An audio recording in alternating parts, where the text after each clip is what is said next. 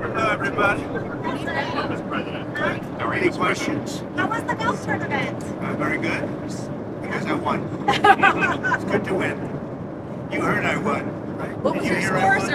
sir? Just to back it up, there, I won. What's your handicap I like these to win days? very low. I have a very low handicap. Okay, let's go. Sir, Chinese foreign Back up. Sure. The Chinese Foreign Ministry said that the market has spoken when asked about the tariffs. What do you make of The that? market has spoken when they look at the fact that we have $1 billion trade deficit. When you look at the trade deficit that we have with certain countries, way over $1 billion per country. But with China, it's $1 trillion. And we have to solve our trade deficit with China. We have $1 trillion trade deficit with China. Hundreds of billions of dollars a year we lose with China. And unless we solve that problem, I'm not going to make a deal. Now, I'm willing to deal with China, but they have to solve their surplus. We have a tremendous deficit problem with China. They have a surplus of at least $1 trillion a year. I think it's like $1.1 trillion. And I want that solved. And no other president's taken it on. I had to take it on the last time that we had a rigged election. No other president's taken it on. And so China is, they say the market's spoken. The market, China is right now taking a big hit because everyone knows we're right. They have to pay tariffs because otherwise we have a surplus and they have a surplus with us that is not sustainable. Mr. President, And we're talking about $1 trillion, you know that, right? We're not going to lose $1 trillion for the privilege of buying pencils from China. On the idea of crashing the markets on purpose, there's been some speculation, partly because of the video that was posted on Truth Social, that there was some sort of deliberate effort on your part to have the market sell off. Can you talk about that? Whether that was that's not so. But I do want to solve the deficit problem that we have with China, with the European Union and other nations. And they're going to have to do that. And if they want to talk about that, I'm open to talking. But otherwise, why would I want to talk? And as you know, because of the tariffs, we have $7 trillion already committed to be invested in the United States, building auto plants, building chip companies, and all sorts of companies are coming into our country at levels that we've never seen before. Biden had nothing coming in. This was a dead country with Biden. He didn't know what he was doing. And that's now been proven at least. this weekend? You talked to a lot of leaders this weekend. Can you tell us, sir, were there any deals made? I spoke to a lot of leaders, European, Asian, from all over the world. They're dying to make a deal. But I said, we're not going to have deficits with your country. We're not going to do that because to me a deficit is a loss. We're going to have surpluses or we're at worst going to be breaking even. But China would be the worst in the group because the deficit is so big and it's not sustainable. And I was elected on this. This was one of the biggest reasons I got elected was exactly because of this. And we're going to put tariffs, we've already put them on. It's not a question of we will. We're going to put them on. And those tariffs next year will make us $1 trillion. In addition to the $1 trillion, thousands of companies are going to relocate back into the United States. In North Carolina, already furniture people are starting to move back in Detroit and Michigan, which I won because of what I said, what I'm telling you. Car companies are starting to open up. In Indiana, a big one is under construction, as an example, Honda. But they're moving in like nobody's ever seen this before. So it's unsustainable for us to allow China to have surpluses of $1 trillion. We will be taking in over $1 trillion over the next short period of time with the tariffs that I've already instituted. They're already in place. Now, what's going to happen with the market, I can't tell you, but I can tell you our country has gotten a lot stronger. And eventually, it'll be a country like no other. It'll be the most dominant country economically in the world. Mr. President, Which is what it should be. is there a Trump put though? Is there pain in the market at some point you're unwilling to tolerate this idea of a Trump good? Is there a threshold? I think your question is so stupid. I mean, I think it's I don't want anything to go down. But sometimes you have to take medicine to fix something. And we have such a horrible, we have been treated so badly by other countries because we had stupid leadership that allowed this to happen. They took our businesses, they took our money, they took our jobs, they moved it to Mexico, they moved it to Canada, they moved a lot of it to China, and it's not sustainable. We're not going to do it. Now we have hundreds of billions of dollars is pouring into our country. On a monthly basis, it's pouring, it's already started because I put tariffs on. And eventually it's going to straighten out and our country will be solid and strong again. Elon Musk has said he hopes for zero tariffs between the U.S. and Europe. Is that a place you'd like to also get to? Well, the problem is that Europe has made a fortune with us. You know, Europe also has had a tremendous surplus with the United States. Europe has treated us, it's a little smaller, but they've treated us very, very badly. China has, but Europe has also. Europe has been very, very bad to us. Europe has taken our leaders for a ride. They don't take our cars. They don't take our food products. They don't take anything. And we take their cars, Mercedes, Volkswagen, BMW.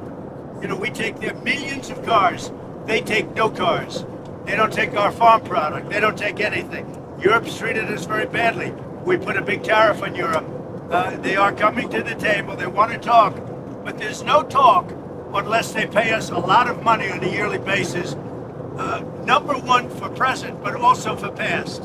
Because they've taken a lot of our wealth away, and we're not going to allow it to happen. Sir, have you talked to any tech leaders over the weekend about the tariffs? Yeah, I talked to the biggest in the world. I talked to the biggest of them all. Many of them, but I've talked to, I would say 4 or 5 that are considered the biggest. They don't, you know what they said? We don't blame you. Who did you talk to? I don't want to say. I'll put it out. I may give it to you. NVIDIA CEO? I have to find out if they mind. You know, I don't know if that was a confidential call or not, but we had 5 or 6. I've spoken to many countries. They all want to do, just so you understand the power of what I'm doing.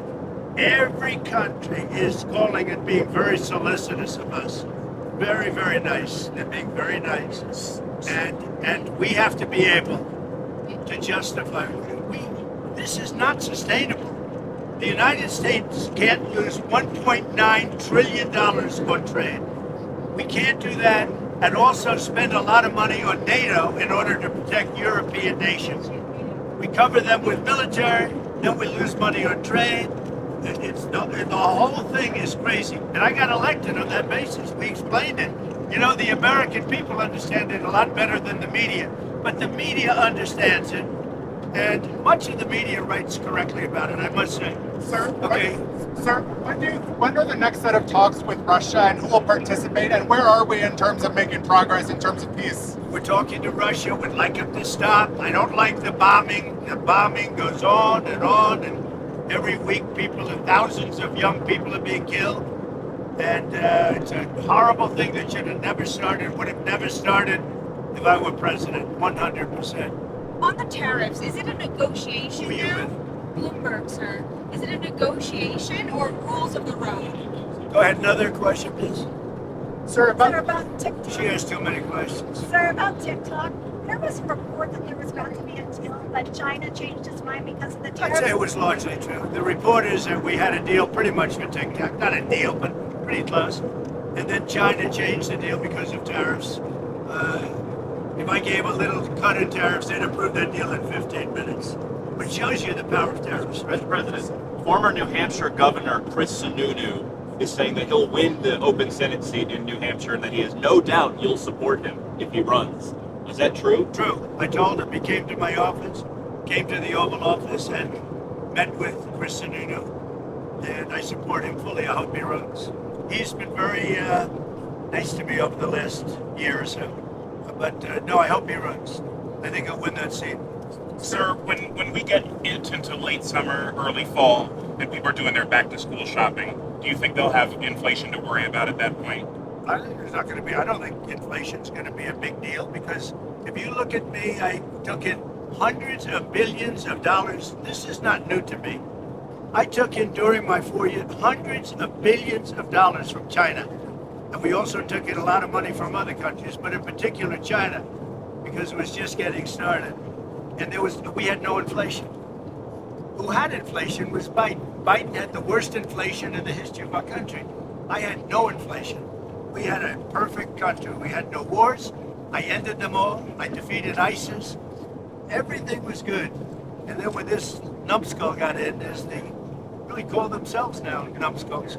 But when he got in, bad things happened to our country, including our open border. And now we're doing very well with, we have the best numbers on the border that we've ever had. Speaking of the border, have you talked to Attorney General Pam Bondi recently about the cases going on with the deportations? Yeah, sure. It's really sad when you think that Biden allowed millions of people to come in, and if they find one, now I will tell you, the one, somebody said he's a member of MS13, not Tren de Aragua. He's a member of MS13, and therefore he should immediately be brought back. Well, MS13 is just as bad as Tren de Aragua. So they say, oh, we made a mistake because he's not with them, he's with MS13. Bring him back, bring him back. MS13 is a very bad group. Sir, how concerned? Maybe as bad, actually. How concerned are you about the measles outbreak? There was another fatality today, and what else would you like to see in terms of the response? Well, I think they doing reports on it. It's so far a fairly small number of people relative to what we're talking about. Something that people have known about for many, many years. I mean, measles has been, this is not something new. And we'll see what happens. But certainly, if it progresses, we'll have to take action very strongly. El Salvador's president said on X that he'd been invited to the White House on April 14th for a working visit to discuss Tren de Aragua and MS13 and other ways we can support each other, the U.S. and El Salvador. I was curious if you could expand more on what some of these other ideas you have for El Salvador. I think, you're in the way of that camera, by the way. You should at least say that the camera operator should probably say that she's shooting the back of your head, I don't know why she doesn't say it. I have to say it instead. I have great respect for him. I know him. I've known him for a long time. He's a young leader, and he's very tough on crime. Very, very tough on crime. And in their system, their prison system, they spend a tiny fraction of the money that this country spends. So, but he is coming in, I don't know when, but he is coming in sometime over the next couple of weeks. What are you and Prime Minister Netanyahu going to speak about tomorrow? We're going to talk about trade, and we're going to talk about the obvious subject. You know what the obvious subject is. Do you have any news for us I'm on the obvious subject? trying to do trade just to keep it down. No, look, there's a lot of things going on with the Middle East right now that have to be silenced. We had no problem with the Middle East. Everything was done. We had no problem with Iran. We had no problem with anybody. And then you had October 7th, and that was all because Iran, as you know, was not giving money to anybody because they had no money. Now they have a lot of money. So we'll see what happens. To go back to El Salvador, the president there said he would be willing to take American citizens in the federal prison population. Is that one of the ideas you're going to be discussing? Well, I love that. If we could take some of our 20-time wise guys that push people into subways and that hit people over the back of the head and that purposely run people over in cars, if you would take them, I'd be honored to give them. I don't know what the law says on that, but I can't imagine the law would say anything different. If they can house these horrible criminals for a lot less money than it costs us, I'm all for it. But I'd only do according to the law. But I have suggested that, why should it stop just at people that cross the border illegally? We have some horrible criminals, American grown and born, and if we have somebody that bops an old woman over the head, if we have somebody that is in jail 20 times and goes back and shoots people all over the place and then has a bad judge or a bad prosecutor that do nothing about him, all they worry about is politics, they don't worry about that. I think if we could get El Salvador or somebody to take them, I'd be very happy with it, but I have to see what the law says. Okay, what else? Can you say, did you agree to lowering tariffs for any of the countries that you spoke to today? So what you understand, Jennifer, you have to understand this. We have massive surplus countries that we're dealing with. We have massive deficits. We've got to straighten that out. because you can't continue to be that way. It's been that way for years now, and it can't go on any longer. And we're the piggy bank. We have all the advantages. Forget markets for a second. We have all the advantages. We're going to straighten out. We're going to become a wealthy nation again. Wealthy like never before. And we're not going to let other nations that have been ripping us off, whether it's China or the European Union, with all of the European nations that have just made, it's been like a feast. Look, the European Union was formed for one reason. You know what that was? To rip off the United States. So put that in your bonnet. I hope you had a good flight. Have a good time. Thank you for your time, Mr. President. Bye, Thank you, sir. guys. See you tomorrow.